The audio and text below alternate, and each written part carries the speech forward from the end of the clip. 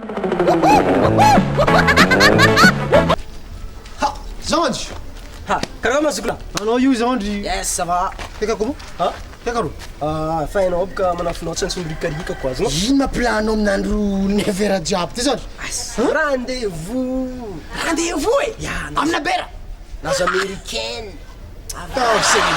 Avy États-Unis. Vavy moaly. Izy ma sérieux? Sérieux koa zay. Américain Vavy mety? moaly zany anjengazy volaniko taminazy. I love you azonao zay. Ya, ya, ino amizay o izy? Misy taminah amizay. Nevera. 9h ity? Takeko zany korana.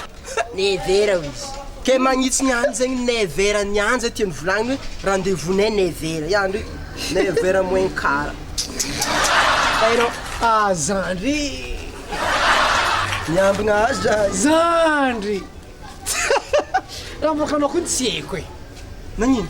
Anao boka trompé anao raha fo zaho anao amayazy. Anao Zandry trompé e!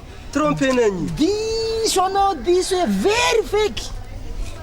9h zegny ane Zandry tsy 9h tsy teny français boka zegny Zandriko. 9h izy e? Ya Jamais! kakaraza never. Ya, jamais de la vie izy koa toizantsika sarabe izy comme français. Ero dikan'izay tsy possible. Anao tsy diany Zandry. Ah! Dinanandry anao e. Ary izy karaha nimoemoe taminah meriko tia zako igny ziny. Malala fomba baka io laby tia. 9h. Anao courage. Courage.